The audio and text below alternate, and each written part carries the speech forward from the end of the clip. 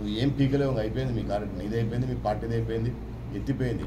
సొంతం చెల్లెలకి అమ్మకే బయటకు పంపించినోడు జగన్మోహన్ రెడ్డి. అవునా? ఎవరైనా మిమ్మల్ని నమ్ముతారు? మన తెలుగుదేశం పార్టీ వేస్తామంట. ఆ రోజు చెప్తే ఏందో ఈరోజు నీకే రివర్స్ అయింది బాణం. అవునా? అన్నీ అట్లే ఉంటాయి, అన్ని రివర్సులే. పోయికాలం వచ్చినప్పుడు ఎవడు ఆపలేడు కదా. పోయికాలం అక్కడ ఒక దళిత అమ్మాయి చనిపోయింది. దళిత అమ్మాయి చనిపోతే ఇప్పుడు మీకు సరే నువ్వు ఎక్కడో ఎమ్మెల్యేవు తిరుగుతుంటావు, మేము కూడా నీకు తెలిసి అని అనడంలే. కానీ ఆ శవానికి పంచనామా చేయించడం కానీ, అవునా, హడావుడిగా అంటే తెలిసిన గంట లోపలనే పోస్ట్మార్టం అయిపోయింది, భూస్థాపితం కూడా అయిపోయింది. వాళ్ళ బంధువులు పిలిచడం కానీ, ఏం జరిగిందని ఎంక్వైరీ చేయడం కానీ, నిన్న ప్రెస్ మీట్ పెట్టి చెప్తాడు. ఏమన్నా ఎంక్వైరీ చేయండి, ఏ కేసు అన్నా పెట్టండి. పెడతారు కేసులు. ఇప్పుడు నీ అధికారం ఉంది కాబట్టి నువ్వు ఎట్ట కేసు మూపించినావో మాకు తెలుసు. రేపు మళ్ళీ అధికారంలోకి వచ్చాక ఉంటుంది నీ కథ. నీ అక్రమాలలో లాస్ట్కు ఇప్పుడు అది అనుమానాస్పదంగా చెప్తున్నారు. దానికి సక్రమైన పోస్ట్మార్టం జరగాలి కదా, సక్రమైన ఎంక్వైరీ జరగాలి కదా. ఏమి లేకుండా హడావుడిగా చనిపోయిన ఆ పాప బాడీని ఇమ్మీడియట్గా పూర్తి చేసినారు. వీళ్ళకి తెలుసో తెలీదో చట్టం చాలా పెద్దది, చాలా పొడుగు ఉంటుంది. శవాలను కూడా తీసి మళ్ళీ చేస్తారు. కూర్చునే శవాలను కూడా మళ్ళీ తీసి మళ్ళీ పోస్ట్మార్టం చేయొచ్చు. రేపు తెలుస్తుంది. ఇప్పుడు కాదు కదా. ఇప్పుడు మీ అధికారం ఉంది కాబట్టి ఎవరినైనా భయపిస్తారు, ఎవరితో వాళ్ళైనా బెదిరిస్తారు, ఏమేం చేస్తారు. రేపు మళ్ళీ తెలుగుదేశం జనసేన అధికారంలోకి వచ్చినాక మీ కథ ఉంటుంది.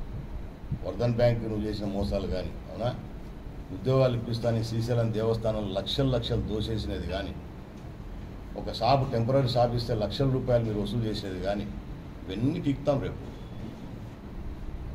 నీవు నీ మనసులో డైరెక్ట్గా వసూలు చేసిన సాక్ష్యాలతో సహా పెట్టి నిన్ను బొక్కలేసేది గ్యారంటీ. నువ్వేమన్నా పెద్ద వేల కోట్ల ఆస్తులుడే, నాకు నేను పోయి హైదరాబాద్లో, బెంగళూరులో, ఢిల్లీలో వ్యాపారాలు చేసుకుంటాను అనుకుంటున్నాను. ఏ ఊర్లో ఉన్నా గుంజుకొని వస్తా అని చెప్తున్నా ప్రతిసారి. టెంపుల్ టూరిజం కింద శ్రీశైలం దేవస్థానాన్ని ఆధ్యాత్మిక కేంద్రంగా దీన్ని ఇంకా అభివృద్ధి చేస్తాము. మరొక్కసారి ఇట్లాంటి తప్పుడు కూతలు ప్రజలను మభ్యపెట్టే మాటలు మాట్లాడితే ఈసారి నీతో పాటు నువ్వు ఆ ఊళ్ళో క్యాన్వా తెచ్చి అక్కడికి వస్తానే. ఇన్నాళ్ళు నీకు సిగ్గు లేదు, ఎన్నిసార్లు చెప్పినప్పుడు రాత్రి కుదాం అంటే ఇప్పుడు నేనే వస్తాను. ఏడ నువ్వు వచ్చి కూర్చున్నావో శ్రీశైలం కాలంలో అడిగి నేనే వస్తా. ఏం చెప్తావో చూద్దాం ఎదురుగా ప్రజల్ని. తప్పుడు కూతలు కూర్చామంటే సహించేది లేదు. చేయడం చేత కాకుంటే నోరు మూసుకొని పడిండు. మళ్ళీ ప్రజలకి భయభ్రాంతులకు గురి చేసి అంటే ఈ రకంగా ఈయనేదో పాపం ఒక 50 వీళ్ళ కుటుంబము, వీళ్ళ నాయనగారు, వీళ్ళ తాతగారు, జయనాయనగారు పెద్ద శ్రీశైలం సేవ చేసినట్టు. ఎవడని ఇంత రేకులు ఊడిపోతున్నావు, ఇంత పొట్టను పైన పట్టా ఊడిపోతున్నావు, పట్టా వేసుకొని గతి లేదు. ఆ పట్టా వేసుకాల ఊడిపోయినదో తెగిపోయినదంటే వీళ్ళ 10,000 లంచం ఇవ్వాలంట. ఇంత దరిద్రమైన పరిపాలన పెట్టుకొని మళ్ళీ నువ్వు బెదిరిస్తావా? పైగా ఇక్కడే పుట్టి పెరిగిన ఇది నా ఊరు, మా ఊరు ఇది, నా ప్రజలు నువ్వు బెదిరిస్తావా? యాడ్ నుంచి నువ్వే ఎత్తిచ్చింది నా కొడుకు, నువ్వు మళ్ళీ నా వాళ్ళని బెదిరియడం. పెద్ద అధికారం ఉందేనే కదా, రేపు నుంచి బెదిరిద్దులే. నోటిఫికేషన్ రాని నీ కథ ఉంటుంది.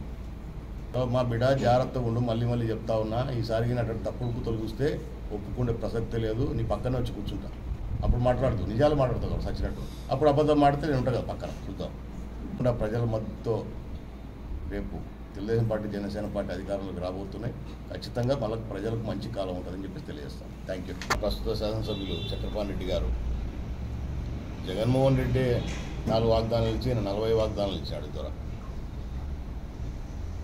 మరి ఇచ్చిన వాగ్దానాలలో ఏ ఒక్కటన్నా సక్రమంగా నెరవేర్చినంటే ఒక్కటి కూడా లేదు. నేను అనేక సందర్భాలలో ప్రజల్లో కానీ, మీటింగ్లలో కానీ, మీడియా ద్వారా కానీ